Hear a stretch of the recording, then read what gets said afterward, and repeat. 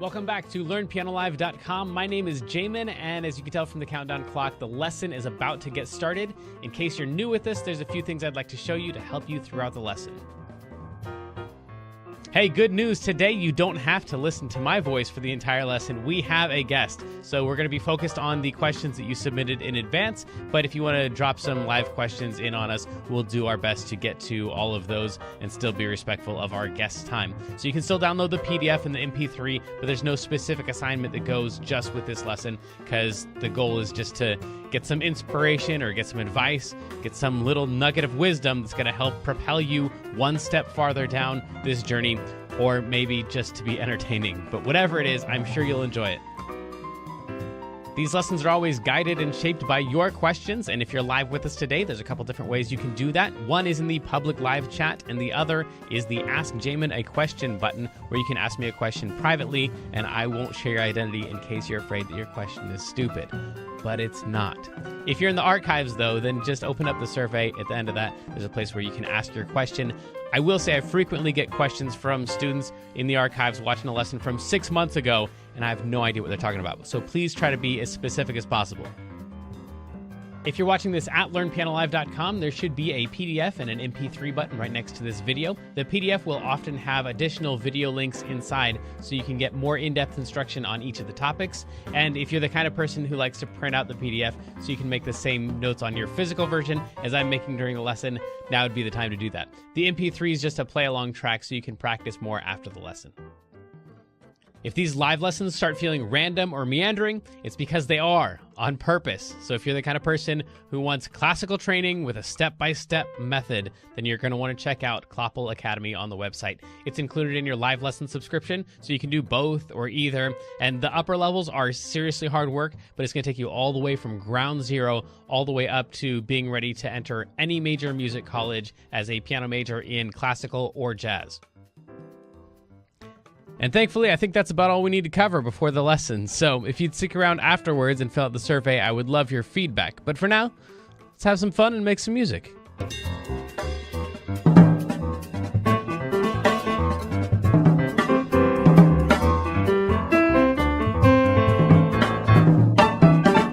Let's start here with the questions that are unrelated to music here. Outside of music, what are your other hobbies? Or what would people who know you be surprised to find out that you do? Well, I do a lot of yoga that tends to help my lifestyle, and I've recently done a lot of meditation. So those might maybe be considered hobbies, but they're really lifestyle practices for me that just bring me a lot of happiness and help me connect with people. So I also like connecting with people, making connections, and just, having good experiences. So awesome. How long have you been doing that? Is that a new thing? I've been meditating for about 2 years now. Okay. Like with an app? What's that? Like with an app, or just? I actually started out with a 10-day meditation retreat in the Yosemite Valley. Wow. You so started it's been with pretty that. Changing. Yeah, that's what I hear. I've never been to one, but yeah. Was it like a silent retreat or? Silent retreat, yeah, and they're totally free. All the meals are provided. It's a pretty great opportunity. So it's a free retreat? Yeah. Okay, that's really interesting. Okay. It's called Vipassana meditation. One more time. I recommend it. Vipassana. Okay, awesome. What surprised you about that when you were there? Well, what surprised me was that we'd be meditating all day, every day, and I'm used to, going all day at school and stuff and playing long sessions, but that's a whole different ball game, Yeah. No. How long did it take your brain to break? To break? Yeah. I wanted to leave on about the 5th day, but you persevere and you overcome, and it just makes everything in your life stronger, and it made my music stronger, which I'm thankful for. That's awesome. So when you say you wanted to leave, I can't take this anymore, or like this is stupid, or like what was the feeling? It's usual questions like, why am I doing this? This is really hard. But afterwards you learn that once you're through it, you realize that anything worth doing is going to be hard. Wow. All right. Mm-hmm. That's cool. And then you also do yoga. Are those intertwined for you, or they're just two separate practices that are both good? They're kind of different traditions, and I just do it because it makes me feel good, and when I don't do it, I don't feel as good, so that's reason enough for me, Yeah. And you say it helps you connect with people too.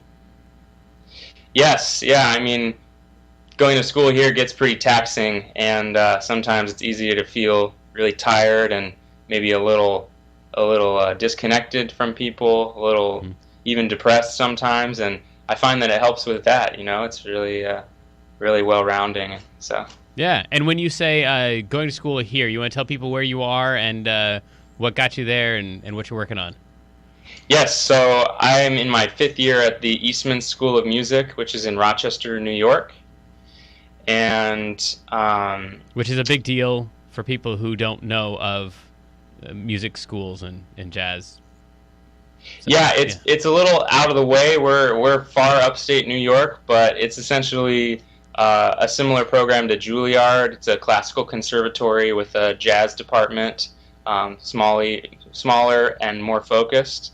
There's just about 50 people in the jazz department and 10 really great professors. So we get a lot of one-on-one time, which is really valuable. So I've had some great experiences with some of the professors here. That's cool. That's cool.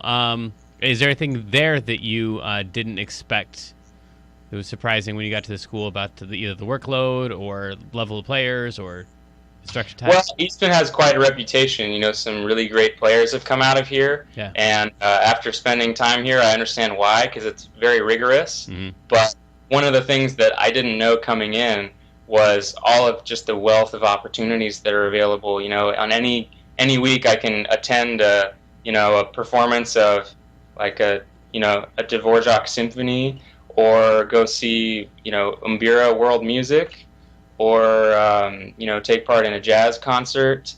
And there's just so many different people around here just really passionate about what they're doing, and when you're exposed to a community like that, it's really inspiring.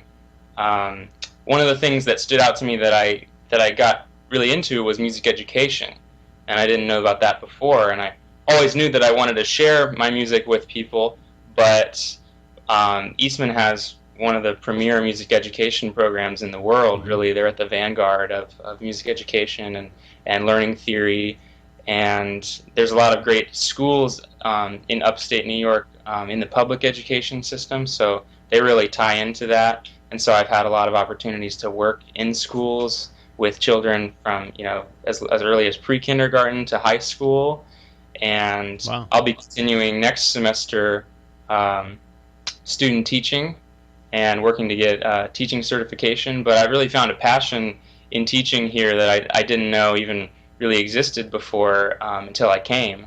Wow. So very fortunate for that, and that's what I'll be pursuing after school. Yeah, well, tell me a little bit about that. What kinds of things are becoming important to you, or you realizing are missing in music education, or like what's interesting to you in that field? Well, especially in the jazz field, a lot of people think, oh, I want to perform, but I can just fall back on teaching, if performing doesn't work out. And that doesn't make good teachers. That's for sure. So I really learned what it takes to be a good teacher, and it means being attentive to your students' needs and ultimately learning how you learn yourself. So I think that by having studied performance, I've really learned how to teach myself, and now I can share that with others. Yeah. So. Yeah, especially with my adult students, I get a lot of questions about how do I find a good teacher? How do I know a bad teacher when I'm with one? Because most people are going into it, of course, especially if it's their first teacher. They don't know; they just assume all the problems that they're having are their own problems and never blame their teacher for it. Yeah. So what things go into both a really good teacher or a really bad teacher? How do people know if they're with someone they should stick with? How do they know? Well, a good teacher should inspire the student. If a student's frustrated and nothing's going right, and they think they're not getting better, then that's not their fault. If they're coming back for lessons every week and they're working hard, they should be seeing some improvement, or at least feeling like they're accomplishing something. A good teacher needs to empower the student, and things could be happening like the teachers giving them too difficult assignments, or asking things that aren't reasonable of them, or just being too critical, or not making them feel like they're happy about what they're doing. I feel fortunate because music's been a part of my life and it brings me a lot of joy. So I would hope that I can share that and communicate that to my students, and get them excited about what they're learning. Mm-hmm. I mean, the craziest thing for me has been going into a classroom of, like third graders and singing songs with them, and I'm just sitting here like, wait, I'm a jazz piano player. Why am I doing this? Right. But you go into that room, and if you're not excited about singing those songs, they show it. They just are. They're poking their friend. They're bored, and right. Yes. Yeah. So, well, and I love the other side of that too, which is that when they're excited about it, it's so organic and so natural for them. Mm-hmm. They're not focused on like whether they're doing it right or whether they're doing it wrong or whatever. They're just enjoying music, the way it should be enjoyed, just the way it comes at them. Music shouldn't be a chore. Yeah. It should be fun. I mean, that's a total truism. Music is fun, but it can be really fun, and it can be really profound. And as a teacher, I hope to have experiences like that with my future students. Yeah. So then, do you end up playing very much there in comparison to what you were doing when you were out here, or is it mostly all focused on just practicing and attending other? It's whatever I make of it. In the past, I've had really intense academic semesters, which have been good, whereas in times like that, I haven't been able to play as much. But when I'm focusing on performing, which is currently I've been performing a lot, I have independent projects like a drumless trio with guitar and bass. I've been playing duo a lot with a couple of friends, and I'm preparing music for an upcoming recital that I'll be giving of some original music and some arrangements. And there are a fair number of gig opportunities out here, which I'm pretty grateful for. Mm-hmm. And I also, I've been playing piano in church recently and playing church organ. So there are all kinds of performance opportunities available. And, when I have the time or when I want to make time for it, that's when I really am able to put my all into it. Yeah. Talk to me about the difference between playing piano and playing organ. Well, immediately the organ doesn't have any sustain. You have to hold all the notes down.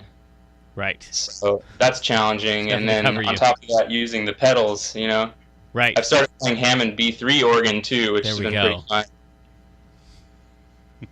Yeah, okay. Cool. And so then you want to talk to us about because when you say pedals, you really mean a separate keyboard you're supposed to play with your feet. Yes, exactly. Okay. So what are you doing with your feet? What's the role of that instrument down there? Are you talking about church organ or Hammond? Well, the churches I go to, it's the same thing. But either one. Yeah, well, they're different instruments altogether. That's the thing that I learned when I started working on it. And the piano gives you the facility, but the organ, it's when you press down the keys, it's a completely different sound. It's so much fuller and more powerful, and that's, I think, what's drawn me to it. And then you have the role of the second keyboard, which is it's like another voice, really. Mm-hmm. In both settings, it functions as the bass voice. So you could be playing one thing in your upper register, and then down low you can be accompanying yourself or playing a counter melody with your freaking feet. It's pretty cool. Yeah. Mentally, how is it more? Do you find it more taxing, or is it just is it like going to trumpet or something, or is it like piano times 3, or mentally what's going on there? That's a good question. I found it's kind of like playing a drum set. If anyone's ever attempted playing kit, you've got, instead of 2 limbs or maybe a third one with the pedal, you've got 4, right? Right. You've got your 2 hands doing independent things, and then your right foot playing the bass drum and your left foot playing the hi-hat. And even doing 3 limbs versus 4 limbs is kind of a big jump. It's like you're adding another dimension. Right. Yeah. Huh. Okay. And then talk to me about the difference between B3 and church organ. Well, in church organ, you're really sustaining the pedals, so you have to connect them together. But the Hammond, if you're like walking a bass line with your left hand, you're going to be tapping the pedal because it acts as the attack of a bass, like an upright bass. Yeah. So when you're playing organ in a trio with drums, to get it really swinging, you're tapping the bass with the pedals. Let's see. I got my keyboard here. I got a organ set up. Let's see.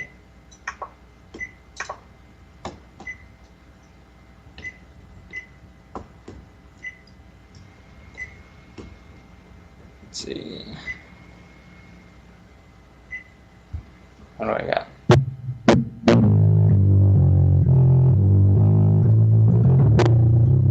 So the patch on my keyboard has the pedal sound already included in the patch. You can hear a little.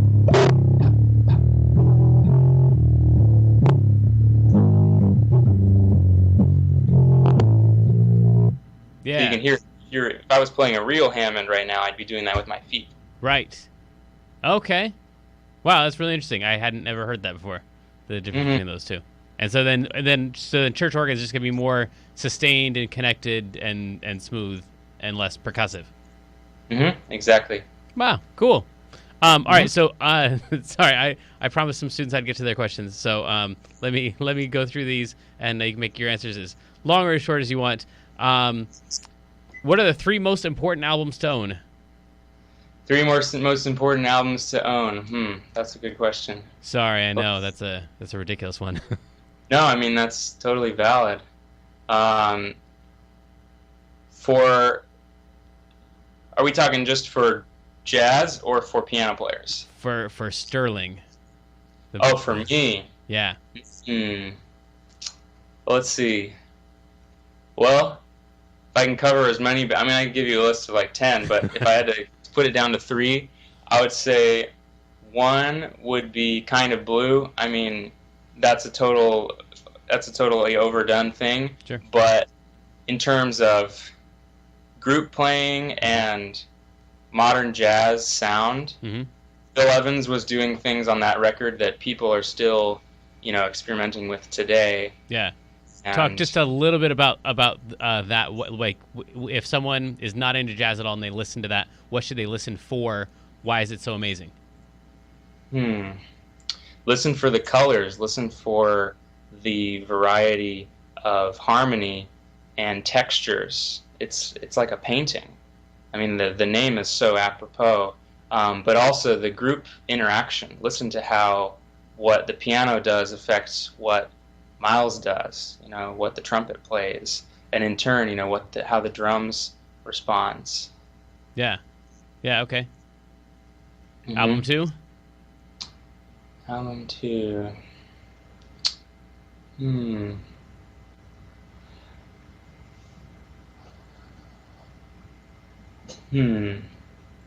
One that comes to mind for me is The Amazing Bud Powell.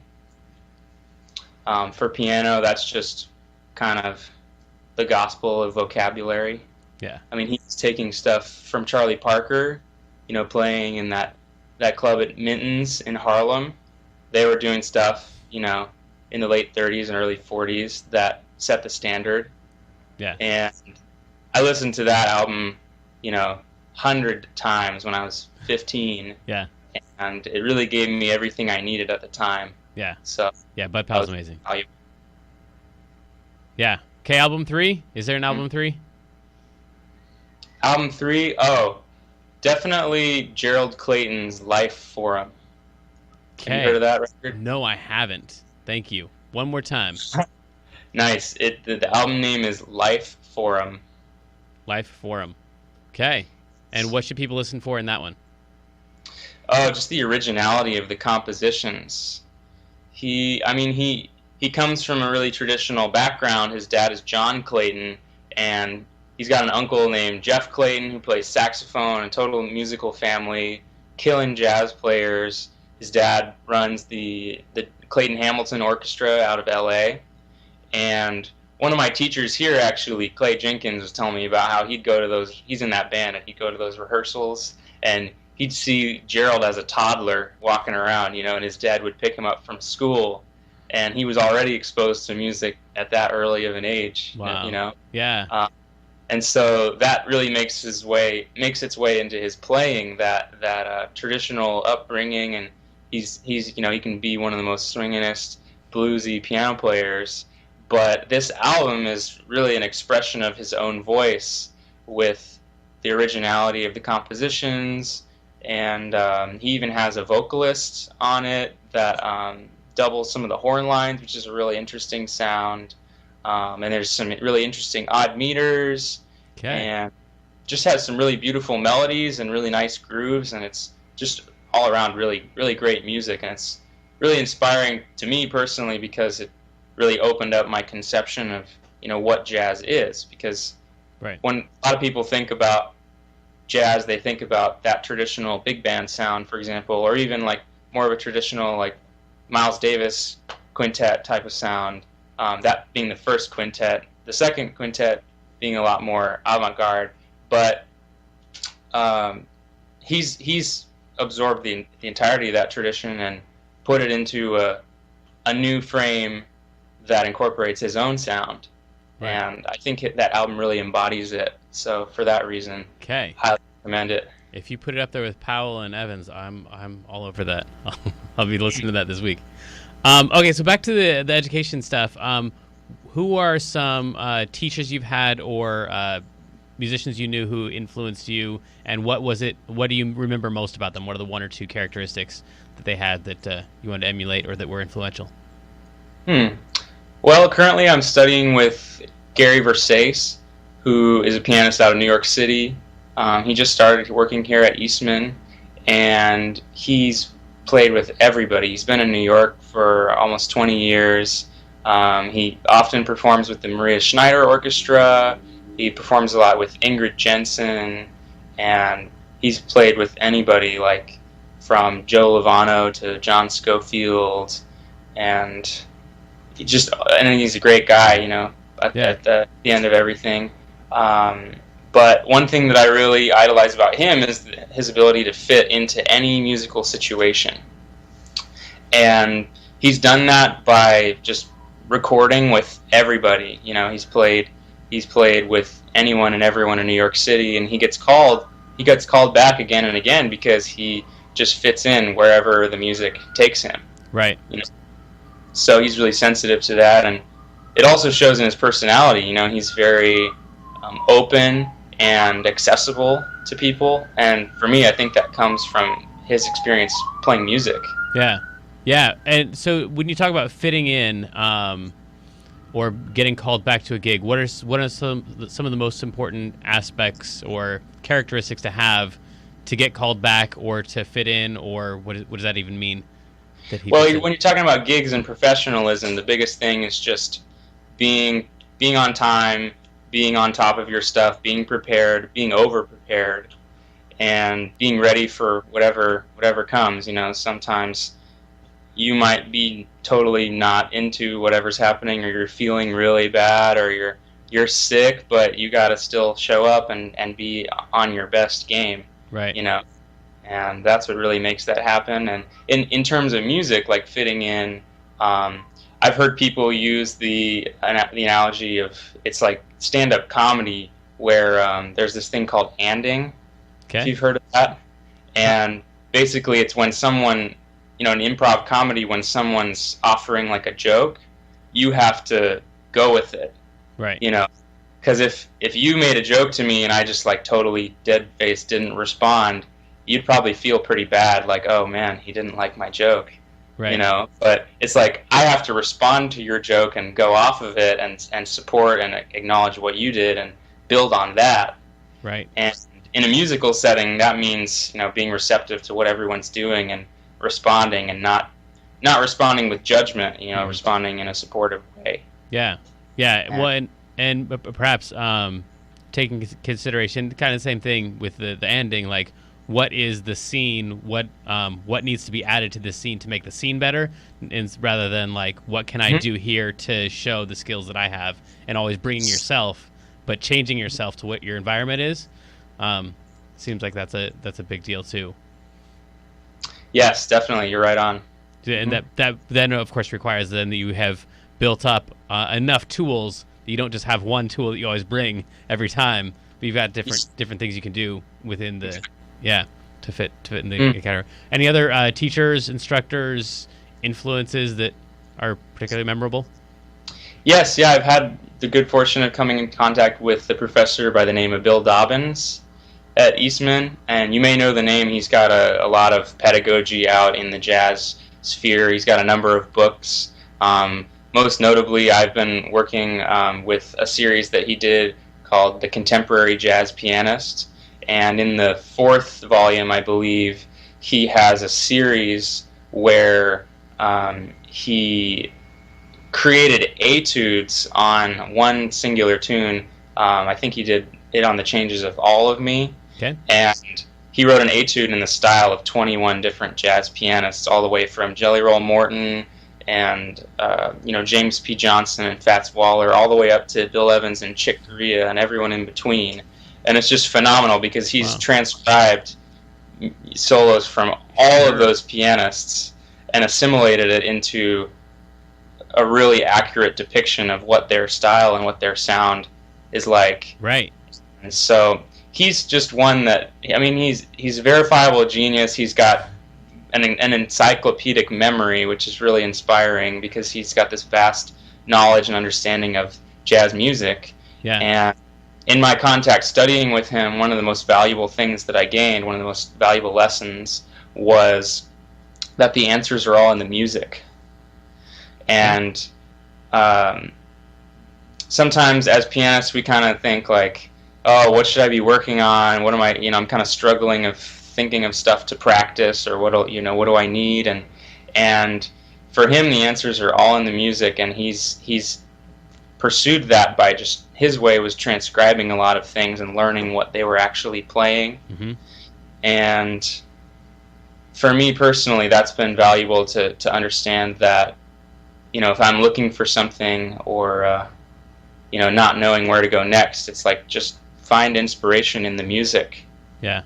And find something that really gets you excited about playing and do it. Learn how Bud Powell plays that solo on Celia. What's that big solo break? Get it in your hands, because those are the masters, and they loved what they did, and their music is still with us. It's in the form of recordings, and we can draw inspiration from those. Yeah. Now, just some terminology stuff. Transcribing is listening to something and figuring it out or writing it down? Well, it can take different definitions. The most immediate one is writing, like actually literally transcribing something, which means writing it down, listening to it and writing it, in our case, on staff paper. But you don't have to necessarily write something down to transcribe it. That process is really time-consuming, and one could argue that you could get more benefit from just memorizing it and learning it by ear, right, and being able to play it by ear, because after all, jazz is an oral tradition. So that really plays to our strengths when we can listen to a solo and replicate it on our own instrument, whether it's piano or any other instrument, and be able to play it by ear. Yes. Okay, so I got two things backed up now. One is an etude is, that sounds like a fancy word. It means what? Well, it's basically a short piece that is used for a specific purpose. So in this case, the etudes, as part of the solo piano series, are all short pieces in the style of each pianist. Mm-hmm. Yeah. Okay. And then, so each of the, you said it's 21 composers, 28. I could be mistaken, but it's around that number. It's a good number. And each of them, it gets one chorus one time through the song, or? So it's a whole piece. Some of them are anywhere from 3 to 7 or 8 choruses. Okay, so it's a long etude. It's the same tune. Okay. Wow. Awesome. So they're separate etudes then. It's a collection of etudes. Oh, Yes. Okay. I was thinking of it as one piece, but of course they're all separate. Okay. Now, so you're probably the perfect person to ask this, and then we'll do one or two last questions. So you said the infamous phrase, "The jazz is an oral tradition." What does that mean to you? What does that mean to me? Well, being in an institution where I'm studying jazz in a classroom, I think about that pretty often.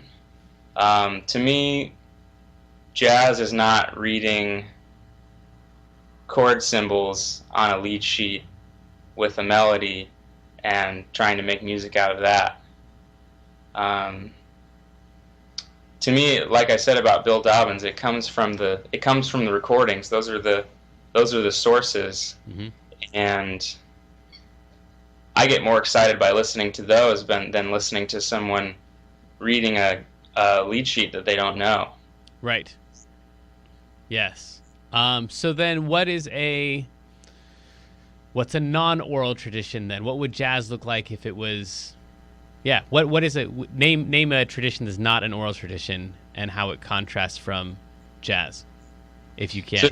So if you look at the Baroque tradition, that being before the time of Bach, so Bach died in 1750, so anything up until about there is considered Baroque, and that music, they didn't have the technology for recordings, so it was all learned from sheet music. The difference there being that in those pieces, most of the notes were written down, right? So you could learn the music, in the case of classical music also, you can just learn the music from reading a score, which the composer can include all of the knowledge that you need to perform the score accurately and to their liking. But what's interesting about the Baroque tradition is that it also included improvisation. That's not something that not a lot of people talk about, but something I've been exposed to here at school, which has been very interesting. There's an early music program here that is pretty prominent, and they talk about improvisation a lot.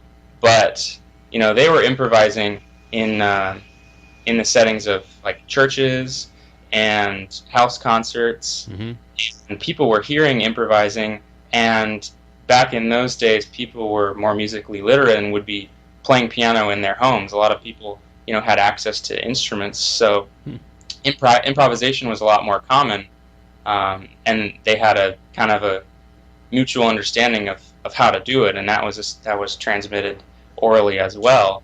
But in the case of classical music, it's totally about the notation. The composer has a specific idea in mind, and you read the music and execute it. Right. And when I've been studying classical here, I actually ran into some problems because I was listening to recordings and playing the way that the performers were playing, but the music said something else. And so my teacher said, "Why are you doing this?" And I said, "Well, I heard it in a recording." And he's like, "Well, stop doing that. You have to. That's not accurate. You need to read the music accurately."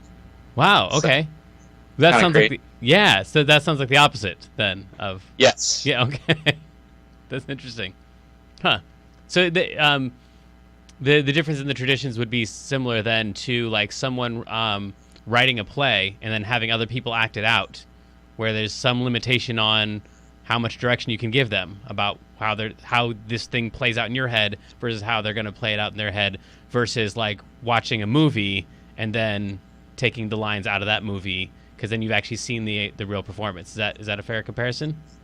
Well, I'd say the delivery of the lines would be per the director's original intent if you were learning it from a movie, if you were reenacting a movie.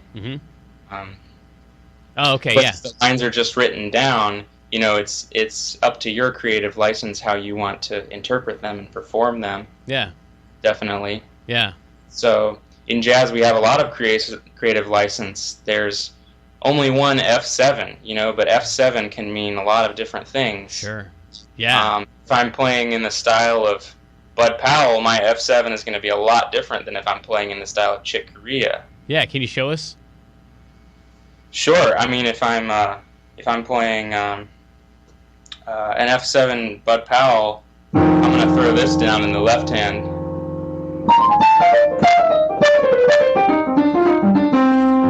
But if I'm playing Chick Corea, it's going to be more like...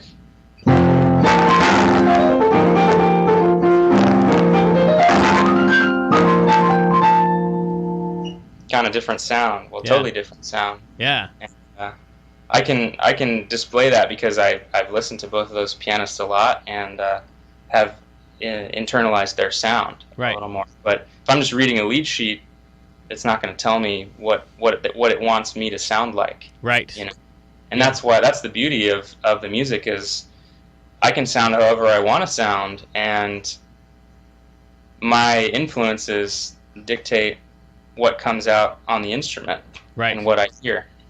Yeah. And it's personalized. Right. And then that takes us full circle back to the whole what does the context require? What are the other people doing? Is more a Bud Powell situation or Chick Corea situation. Yeah. Well, I want to be respectful of your time. You've already given us a lot of it. I want to thank you very much for answering these questions. Usually, especially for these pre-recorded lessons, we get people who watch in the archives who didn't see us post about it ahead of time. So hopefully in the next couple days, I'd be able to send you a couple questions. And if you get a chance to answer the stragglers, then Sure. that would be much appreciated. Yeah, happy to. And we will put up links to all of your stuff, and go check out his album. My favorite song was the last one that had to do with trains. I'm sorry, I don't remember the name of that track. Yes, Be Gone with the Train. Yes, I love that one.